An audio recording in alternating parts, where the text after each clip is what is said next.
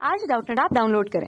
Doubtnut पर अपने सभी गणित, रसायन विज्ञान, भौतिक विज्ञान और जीव विज्ञान के डाउट्स का करो सफाया। बस प्रश्न की फोटो खींचो, एक ही प्रश्न को क्रॉप करो और तुरंत वीडियो सोल्यूशन पाओ। अभी डाउनलोड करें। इस क्वेश्चन में हमें दिया है कि एक सरल दोलक ऊर्ध्वाधर तल में दोलन कर रहा है। लोलक का द्रव्यमान m है। ऊर्ध्वाधर से धागे के कोण को थीटा कहें। धागे में तनाव mg cos थीटा होता है। तो हमें बताना कि जो धागे में तनाव होता है mg cos थीटा कहाँ पे होता है। ये हमेशा रहता है, या बी कभी नहीं होता है, या फिर सी विकल्प है पथ के किनारों पर रहता है, या फिर डी विकल्प हमारे पास क्या है, पथ के बीच में। तो अच्छा क्वेश्चन है, पहले इसको हम समझते हैं। पहले इसका हम डायग्राम बना लेते हैं। हमारे पास क्या दिया है कि एक सरल लोलक है, ऊर्ध्वाधर तल के में दोलन कर रहा है। ऊर्ध्वाधर तल में क्या कर रहा है, हमारा दोलन कर रहा है। लोलक का द्रव्यमान क्या है, यह हमें क्वेश्चन में दिया हुआ है। और जो उसका कोणीय विस्थापन है थीटा है। कोणीय विस्थापन हम थीटा से लिखते हैं। धागे में तनाव टी का मान जो क्वेश्चन में दिया है क्या है, mg cos थीटा। और ये पूछ रहा है कि जो तनाव होता है mg cos थीटा कहाँ पे होता है, ये हमें बताना है। तो पहले इसका डायग्राम बना लेते हैं। तो यहाँ से हमने क्या किया, एक सरल लोलक बना लिया। अभी हम इसकी स्थिति को समझेंगे। तो अभी आप ये रेड वाली लाइन भूल जाइए। पहले क्या था, हमारा सरल लोलक सीधा लटका हुआ था, जिसमें द्रव्यमान क्या था, m था, एक धागे से लटका हुआ था। तो क्या करेंगे, इसको हम सरल आवर्त गति करवाएंगे। अब सरल आवर्त गति मतलब क्या होता है कि इसकी साम्य स्थिति हमारी कौन सी होती है, साम्य स्थिति या माध्य स्थिति। माध्य स्थिति के इधर उधर छोटा सा डिस्प्लेसमेंट देते हैं, मतलब विस्थापन देके छोड़ देते हैं। तो हमने क्या किया, इसको थोड़ा सा इधर ले जाके, यहाँ से विस्थापन ले जाके इसको यहाँ से छोड़ दिया। तो जैसे यहाँ से छोड़ेंगे तो वस्तु क्या होगी, वहाँ से वापस घूम के आएगी, वापस घूम के आएगी, फिर अपनी दूसरी चरम स्थिति पे जाएगी, फिर वापस घूम के आएगी, पुनः अपनी साम्य स्थिति पे वापस आ जाएगी। तो इस तरह से वस्तु हमारा क्या करेगा, गति करेगा। अब क्वेश्चन में हमसे कहा जा रहा है कि एक सरल लोलक ऊर्ध्वाधर तल में दोलन कर रहा है। लोलक का द्रव्यमान m है। लोलक का द्रव्यमान हमने m बना लिया। ऊर्ध्वाधर से धागे के कोण को थीटा कहें। अगर ऊर्ध्वाधर हमारी कौन सी दिशा होती है, ऊर्ध्वाधर। इस समय जो हमारा वस्तु का भार होगा mg नीचे लग रहा होगा। ये जो हमारा सरल लोलक का द्रव्यमान था m, उसकी वजह से भार नीचे लग रहा होगा। अब हमें पता है किसी भी अगर धागे में हम कोई द्रव्यमान लटकाते हैं तो धागे में क्या हो जाता है, तनाव।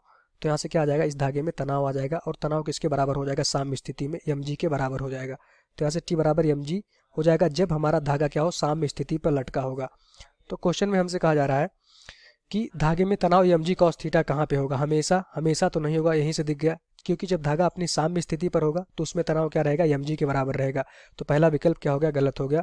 उसमें तनाव mg cos थीटा नहीं रहेगा, उसकी साम्य स्थिति पर। अब हमने कहा कि जब हमने इसको इसकी दूसरी चरम स्थिति पे ले गए, क्या हमारी स्थिति होती है, चरम स्थिति। कोई कण जब सरल आवर्त गति करता है तो अगर सरल आवर्त गति करता है तो साम्य स्थिति के अपने दोनों तरफ गति करता है। एक बार अपनी पहली चरम स्थिति पे जाएगा, वापस मुड़ के फिर साम्य स्थिति पे आएगा, फिर दूसरी चरम स्थिति पे जाएगा। तो क्वेश्चन में कहा जा रहा है कि कण अपने क्या है, चरम स्थिति पे है। अब मान लेते हैं कि कण हमारा चरम स्थिति पर जाने में उसमें कितना कोणीय विस्थापन हुआ, थीटा का। जब ऊर्ध्वाधर पे लटका था, इसको इस तार को क्या किया, इस धागे को हमने क्या किया, थीटा तक विस्थापित किया। तो हमारा जो ये लोलक था क्या हुआ, अपनी चरम स्थिति पे पहुंच गया। अगर इससे ज़्यादा और हम विस्थापन कर देते, थोड़ा सा और बढ़ा देते, तो ये कण हमारा क्या करता, सरल आवर्त गति नहीं करता।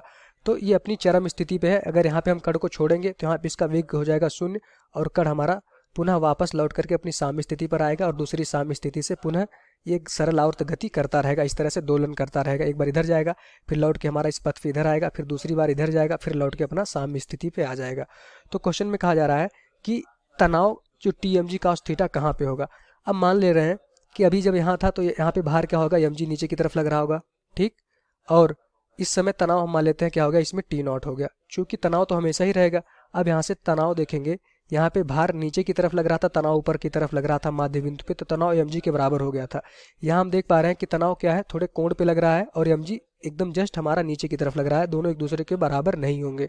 तो यहाँ से हमने क्या किया कि इस रेखा को अगर आप खींचेंगे, जिसमें तनाव पीछे खींचेंगे, तो यहाँ से हम देखेंगे ये कोण हमारा कितना हो जाएगा। अगर ये कोण हमारा थीटा है ऊर्ध्वाधर से, तो हमारी क्या होगी, mg ऊर्ध्वाधर नीचे की तरफ लग रहा होगा, और mg ऊर्ध्वाधर से ये कोण फिर से क्या हो जाएगा, थीटा। क्योंकि ये दोनों हमारी क्या हो जाएंगी, समांतर रेखाएं हो जाएंगी, और ये हमारी एक सीधी रेखा है, तो उनके बीच का कोण क्या हो जाएगा, थीटा। अब हमें पता है कि अगर mg के एक घटक हम करेंगे, एक घटक क्या होगा हमारा इस दिशा में, जिसके पास थीटा रहता है, क्या हो जाता है हमारा, mg cos थीटा आ जाएगा, ठीक। mg cos थीटा आ जाएगा। दूसरा घटक हमारा क्या हो जाएगा, इसके लंबवत mg sin थीटा आ जाएगा। तो यहाँ से देख पा रहे हैं mg sin थीटा। अब ये mg sin थीटा का काम हम समझ लेते क्या करेगा। mg sin थीटा इसको क्या करेगा, दोलन गति करवाएगा, इसको पीछे की तरफ खींच के लाएगा। हमें पता है जब कोई सरल आवर्त गति कोई वस्तु दोलन करता है इस तरह से, तो उस पर क्या होता है, अगर विस्थापन इस दिशा में हो रहा है तो उस पर बल विपरीत दिशा में काम करता है, तभी वस्तु अपने साम्य स्थिति पे आती है। मान लेते हैं वस्तु पे बल, विस्थापन इस दिशा में था, वस्तु अपनी चरम स्थिति पे पहुंच गई। अब बल लगातार इस पे पीछे की तरफ लग रहा होगा, यही बल इसको क्या करेगा, पुनः वापस इसकी साम्य स्थिति पर लाएगा। अगर ये बल ना होता तो वस्तु कभी भी इस साम्य स्थिति पर पुनः वापस नहीं आती और हमारा क्या होता, सरल आवर्त गति नहीं हो पाता। तो यहाँ से यही mg sin थीटा क्या करेगा, इस वस्तु को पुनः इसकी साम्य स्थिति पर लाने की कोशिश करेगा। अगर कण हमारा यहाँ जाएगा तो mg sin थीटा इस दिशा में लगेगा, इस तो mg sin थीटा हमारा क्या करेगा, इसको दोलन गति करवाएगा। ठीक, अब यहाँ से देखेंगे mg cos थीटा क्या कर रहा होगा, mg cos थीटा और यहाँ पे ऊपर t नॉट होगा तो t नॉट के बराबर हो जाएगा। तो यहाँ से देखेंगे हमारे पास द्रव्यमान यहाँ था, t नॉट इस दिशा में था और mg cos थीटा इसको क्या कर रहा था, हमारा संतुलित कर रहा था mg cos थीटा। तो यहाँ से देखेंगे t नॉट बराबर यहाँ पे क्या हो जाएगा हमारा mg cos theta, t not बराबर हमारा क्या हो जाएगा mg cos थीटा। तो ये हमारा t नॉट क्या है, तनाव है। तब कहाँ पे आया ये तनाव हमारा, जब धागा कहाँ पे था हमारा, जो क्या था, सरल लोलक जो भी दोलक था वो कहाँ पे था, अपनी चरम स्थिति पे था। तो उस समय तनाव क्या आया, mg cos थीटा। जब अपनी माध्य स्थिति पे था तो तनाव क्या आया था, mg था।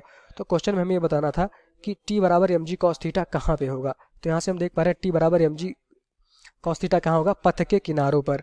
मतलब पथ के किनारों मतलब उसकी चरम स्थिति पे। जब यहाँ हमारा कण पहुंच जाएगा दूसरी चरम स्थिति पे तो यहाँ पे जो तनाव होगा, इसमें धागे में तनाव t नॉट किसके बराबर हो जाएगा हमारा, यहाँ पे mg cos थीटा के बराबर। एक घटक क्या होगा, mg cos थीटा, जो हमारा तनाव को क्या दे रहा होगा, संतुलित कर रहा होगा।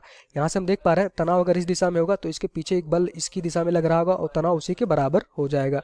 मतलब ये बल क्या कर रहा होगा, तनाव को संतुलित कर रहा होगा। तो t not mg cos theta के, ये कहाँ पे आ रहा है हमारा, ये हमारा चरम स्थिति, मतलब कि जब दोलन करेगा तो दोनों किनारों पे चरम स्थितियों पे जो तनाव होता है mg cos थीटा होता है। तो यहाँ पथ के किनारों पे, ये पथ होता है, इसके किनारों पे हमारा क्या रहता है, तनाव mg cos थीटा। तो इसका आंसर क्या हो जाएगा हमारा, पथ के किनारों पे। यही हमारा क्या हो जाएगा, आंसर हो जाएगा। धन्यवाद। कक्षा 6 से 12वीं से लेकर नीट, IIT, JEE वो एडवांस के लेवल तक 1 करोड़ से ज्यादा छात्रों का भरोसा। आज ही डाउनलोड करें डाउटनेट ऐप या व्हाट्सएप करें अपने सारे डाउट्स 8400 400 400 पर।